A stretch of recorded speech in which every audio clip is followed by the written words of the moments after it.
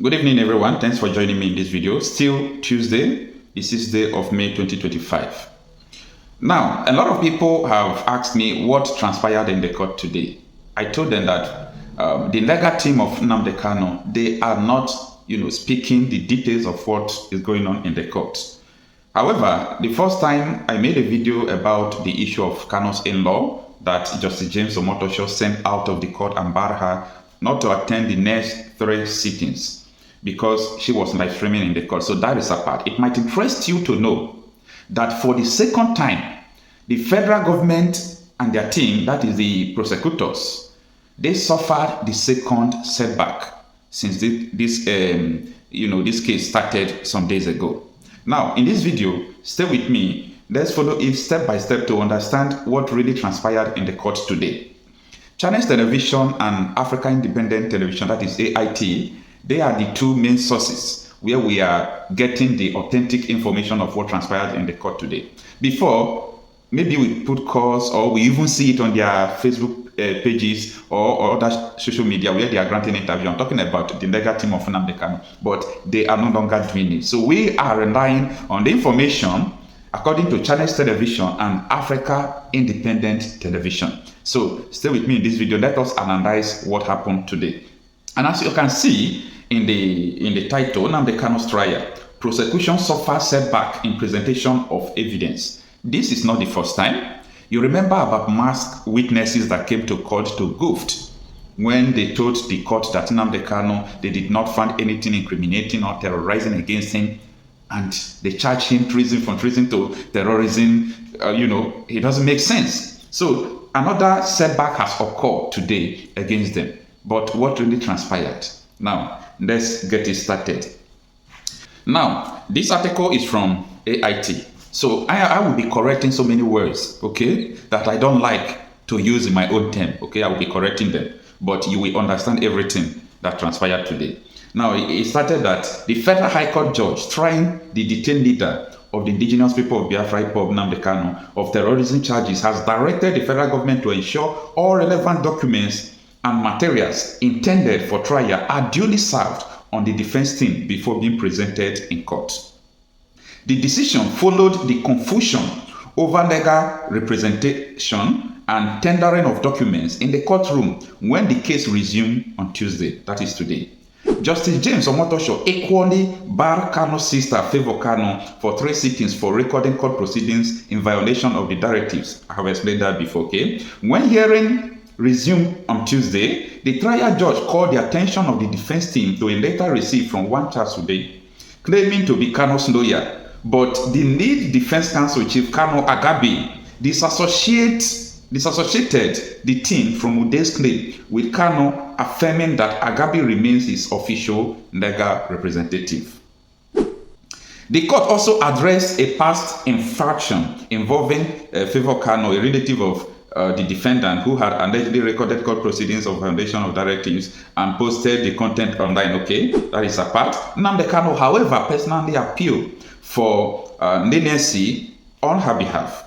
Favor, when called upon, claimed ignorance of the court still being in session and stated that she had stopped recording immediately after the warning.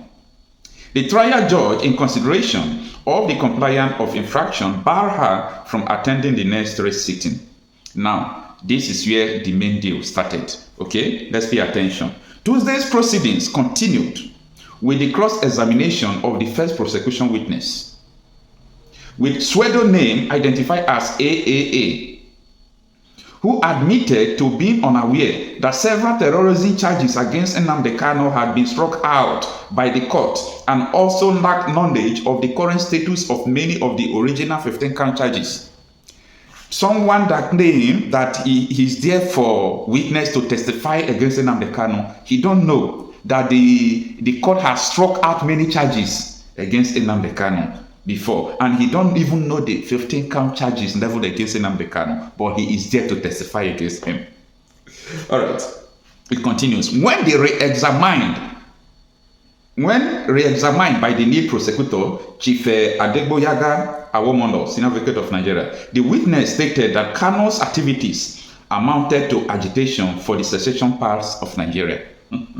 The second prosecution witness was identified as BBB, who testified that he was assigned by the Attorney General of the Federation to investigate Kanu.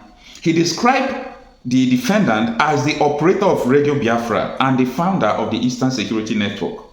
However, attempt by the prosecution to tender a letter authorizing the witness invitation met stiff resistance from Agabi, who objected on the grounds that the document was not front-loaded, which prompted the prosecution to withdraw the document. The defendant also expressed disagreement over admissibility of video evidence presented by the prosecution, which Kanu himself opposed. The court ordered therefore that all documents and material intended for trial must be served in advance and listed properly, stressing that no document would be admitted unless previously disclosed to the defense. The trial judge, Justice James Omotosho, then adjourned to May 7 for the continuation of the trial, specifically for the examination in chief of the second prosecution witness, BBB. Now, the testimonies, the evidence, everything they brought against Kanu today was not admissible.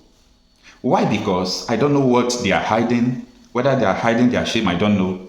Now, the normal way it is being done, they're supposed to serve it to Agabi first.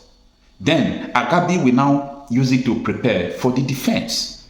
So they came to court and presented it to Omotosho. Now, the issue here is that we know that the federal government's team, I'm talking about people who are prosecuting Nnamdi Kanu, they are trying their best so that the government or anybody sending them will not say, oh, these people did not do anything.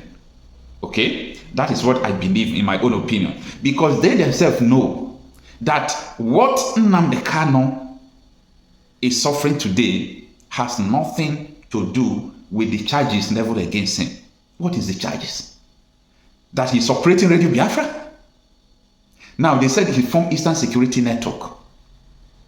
Then, the Eastern Security Network they are talking about that he formed, do they commit any crime? Do they do this? Do they do that?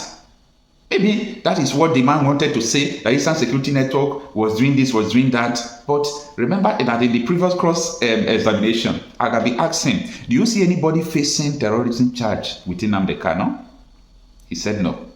So if there is nobody facing terrorism charges within Nnamdi Kanu, how would you say that Nnamdi Kanu made other people to commit crime when there is no one facing criminal charges? So, Agabi has made, this trial to be understandable. We now even understand the nature of the case. Before, we don't even know what the federal government was charging Nnamdi Kanu for. Once you hear about Nnamdi Kanu, a lot of people will think that, oh, this man has killed a lot of people. If you hear about Nnamdi Kanu, you will think that, oh, this man has condemned many souls. Only for them to come to court, they started talking about Radio Biafra, broadcasting equipment, watch, phone, haba. So, tomorrow, according to Justice James Omotosho, is still going to be the cross-examination of the witness BBB. And I am happy that, there is a deadlock. They are meeting deadlocks. This is not the first time. This is the second time. But what do I know? I'm not a lawyer. I'm not a judge. So it is the Justice James Omotosho that is going to, conclude everything. Everything people are saying now, everything people are doing, is just one pronunciation from judge. He will say what he wants to say. So we are still waiting, but it's important we understand the way things are going. It is important we understand everything that is happening so that we know that, yes, we are being carried along. Because Nnamdi Kanu's issue is not a family issue. It's a general public issue. Nnamdi Kanu is not just an individual person that belongs to his family. He belongs to the people. He belongs to the general public. And as well, we will continue to protect his interests. He did not do anything wrong. His ideologies is never wrong. And today, as I speak to you, many Nigerians are buying his idea. They are saying, this man said this before, this man said this before. What did Nnamdi Kanu say and what did he want? He said that the killing of his people must not continue. That is the reason of setting up a vigilante group called ESN. And today, the DSS is still saying the same thing, that everybody should protect themselves, everybody should arm themselves. Every community should protect themselves. Fight for yourself. The same thing the Army General is saying. So what is the difference between Nnamdi Kanu's position and these people's position? I know that tomorrow, I trust Senior Advocate of Nigeria, Agabi. I trust him very well. He will still put a question like, okay, the DSS person that came, maybe he will say, oh, Nnamdi Kanu from ESN. Then there will be a question that I will put forth to him. Are you aware of the killings in various parts of the country? Are you aware of the killings going on? He will say yes. Are you aware of the DSS directive that every community will protect themselves? Yes. Are you aware that self-defense is not a crime? Yes. Then at the end, okay, what is the issue with ESM? Maybe you say ESM are committing any crime. Okay, how many of them are facing trial? And how do you know that those people are connected to Nnamdi Kanu? Can you bring them here to testify that they are being connected with Nnamdi Kanu? Look at what I'm saying. I'm not a lawyer, I'm not a judge. I'm just saying what I'm thinking. That is my opinion, okay? If I were to be the one that would question him. Anyway, it is what it is. Thanks for having time to watch this video. Please, if you have not subscribed to this channel, kindly subscribe to it and share it. That's the only way you will support me. Kindly subscribe and share. And don't forget to always tune in for another update. Thank you. Self-defense is a constitutional right. Self-determination is not a crime, but a right under the laws of the Federal Republic of Nigeria and customary international law. Therefore, I make no apologies for pursuing Biafra relentlessly and determinedly. It can never stop. Those who underestimate our resolve do so at their own peril. As I've said before, we are not alive, we are dead already.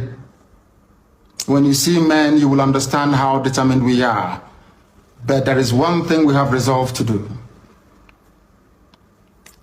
From today onwards, the death of every Biafran will be avenged. If you kill a Biafran, you will be killed. No matter who you are, we will keep pursuing you until you die. You have no peace and you have no rest.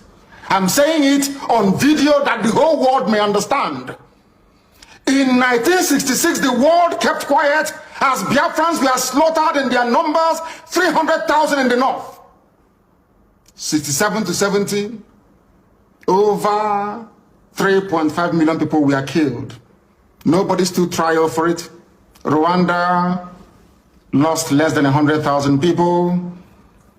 ICC and international courts were convened to try those who were responsible, or should I say, those who were culpable. The same thing in Liberia. But because you killed us between 66 and 1970 and nothing happened, and from 1945 to 1966 and nothing happened, that was the reason, or should I say, that is the reason why the Fulanis will keep coming to kill us on a daily basis. Right now, from this day onwards, if you kill us, we are going to kill you. The men are ready. They have come to defend Biafra land, not to separate from Nigeria, no. We are going to accomplish that via a referendum. But if you come to our villages now to rape our mothers or abduct our sisters, you will die in the process. Any governor found aiding any of these people or giving our land to Fulani Janjaweed will be in trouble with us. Let me make one thing abundantly clear to all of you listening. We have resolved to die for what we believe in. And our belief is simple, very, very simple, that we are going to defend the land of Biafra with all our might. Not in pursuit of secession, as the idiots would say, but in pursuit of the defense of our land so that our mothers can go to the farm without the risk of being raped and torn to pieces. Some of you saw what happened at Uli. How a very beautiful young Biafran lady went to the farm and never came back. She was not only raped, her body was mutilated, cut into pieces and strewn all across her farmland. None of you did anything. Nnamdi State governor did nothing. Instead, he went along to appoint the same people that committed such heinous crime against the land itself into his cabinet. These are the idiots we are having to contend with in the land of Biafra. And we are saying enough is enough. If you're part of this very conspiracy to emasculate the children of God, to destroy Biafra land, then you are grossly mistaken. I know that the Fulani Janjaweed are not highly educated, they are not polished, they are not discerning, they cannot reason very well. Let me make this very, very clear. The Eastern Security Network is what it is. An organized vigilante outfit, rather than restricting the activities of the defense of our land to maybe Enugu State or Delta State or even Bayelsa State, for instance. We have resolved to defend the entirety of Biafran territory. Allow me to repeat, because some of you are not educated enough to understand what we are saying. I am addressing this to the Fulani Janjaweed. Allow me to repeat. The Eastern Security Network is there to safeguard our land, to stop Fulani terrorists from Mali, from Gambia, from coming into our land to kill us. Our mothers must return to their farms, and our daughters must be able to move about very, very freely. The only way out of the mess people are in Nigeria is that people should stop talking and doing the work necessary to free everybody from this Fulani-inspired bondage. Today, people died, or should I say a lawmaker was killed in Yoruba land. This same day, today, in Benue State, 4 people were killed. Even in Katsina, young boys were abducted, and girls, as a matter of fact, from the dormitories. That is the level of insecurity in Nigeria. People are dying on a daily basis. Are you going to sit down, just lament, talk about it, and nothing happens? Or are you going to join us to ensure that this reign of Fulani terrorism and insecurity is brought to an end? That is what we are for. That is why this very security outfit has been set up. And that is the work they are going to do. And nobody, and I repeat, nobody is going to stop us. Extrajudicial killings will no longer be tolerated.